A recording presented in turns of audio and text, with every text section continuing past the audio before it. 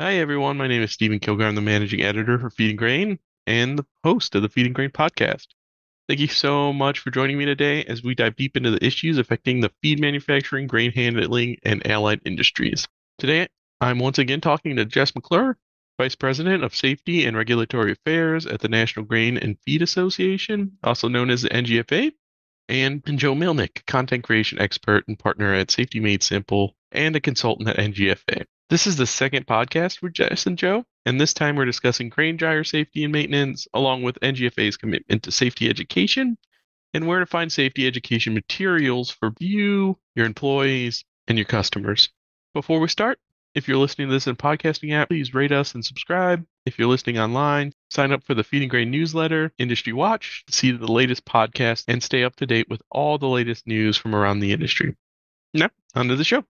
I was going through when I was preparing for this interview. Podcast listeners, I do prepare every time. But I was going through NGFA's website, and you guys had a really great video that had recently been reposted to the top. I think you made it a few years ago, but really important for this, NGFA's safety and grain quality management video. Can you talk a little bit about what's in this and why you guys would recommend kind of people going and at least watching this to get a refresher on, how to properly manage grain quality? Sure. I think this really, what Joe has just described, that process for maintaining the quality, it really talks about that step by step, and it also has the animation to go with that. And it's designed not only for grain elevator employees, but it's also designed for farmers. And really, while there's, I would say, no silver bullet for monitoring and managing grain and storage, there's certain steps that I think everyone recommends. And it, just as Joe described, it's preparing the grain bins, drying the grain to proper moisture content, optimize aeration, controlling the temperature, and checking the grain frequently. So that's, I would say, the primary outline of the video, what it addresses. And then if you go on to our website, ngfa.org/safety, you can have the opportunity to view it and see those steps that I talked about in a little bit more detail. Yeah, it's a great thing to send to your co-op members or your grain elevator customers. If you have a newsletter, have a link. Send people that way, because that's sharing information is how we ultimately save lives. So, really important. So, we talked about the grain bin itself. The other big issue this time of year is grain dryer fires, especially with high moisture grain. Can you talk a little bit about both how grain dryers contribute to preserving grain quality, why they're important, and then what hazards do they actually introduce into the process? Yeah, so as far as the quality, grain dryers address moisture content, so that preserves the grain during storage. So grain that's generally stored at high moisture and temperature will spoil fast, so it goes pretty bad. The best comment I ever heard about grain was actually at the NGFA convey several years ago, and a quality expert said, once you put grain into a bin, the quality is not going to get any better, but we can preserve and prolong the life of it while it's in the bin. So drying really prevents microbial growth, which can result in mold and those types of things, and then in turn will increase the storage life.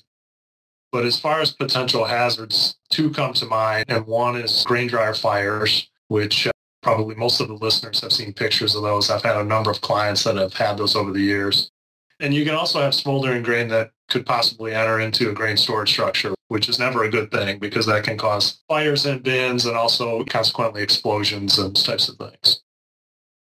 Yeah, can you go a little more in depth about the common causes of dryer fires, issues like plugging, grain flow, mechanical failures? Yeah. What should people be on the lookout for? Sure. Plugged grain flow can result in smoldering grain or even foreign material in the grain within the dryer. So this can result in the dryer fire or transfer of that smoldering or hot grain to a storage bin. So plugged grain is really the first thing. There's some things we can do about that to prevent those types of things.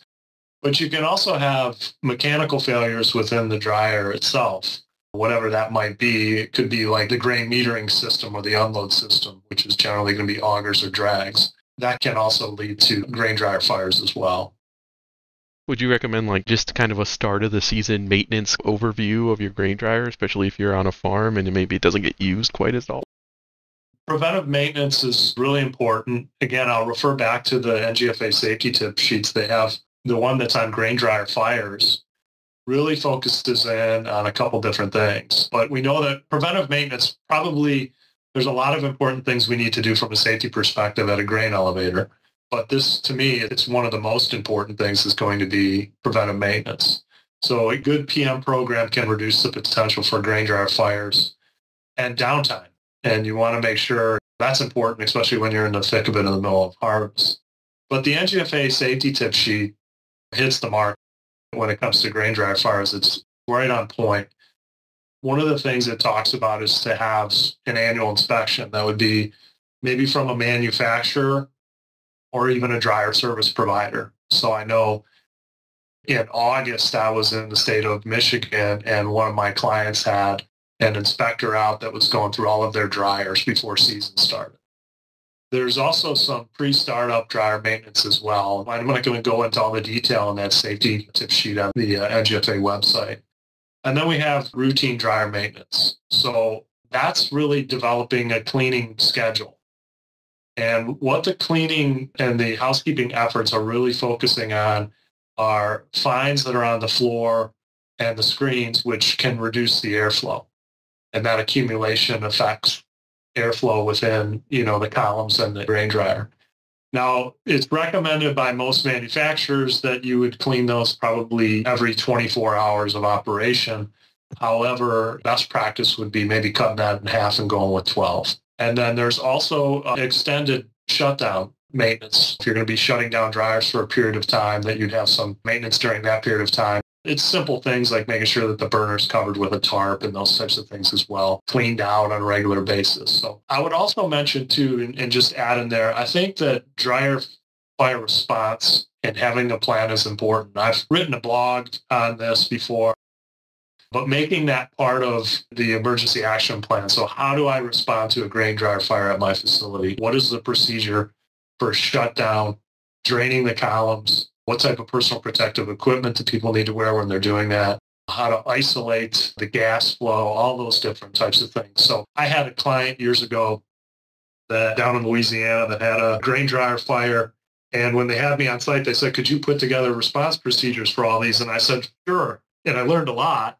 Each manufacturer has kind of a different procedure. This company had a bunch of different style dryers, different manufacturers. And it took some time, but afterward, we were in a much better position to train not only our employees, but also have the responding fire departments out to talk about that type of thing happening at the facility and how they would address it. When they had their fire department really didn't know anything about it. And the best way to get to know your fire department is before something bad happens. So I would encourage people as well to have a dryer fire response plan as part of their emergency action plan. Very true. Always the best time to really get all this in place is before it's happening.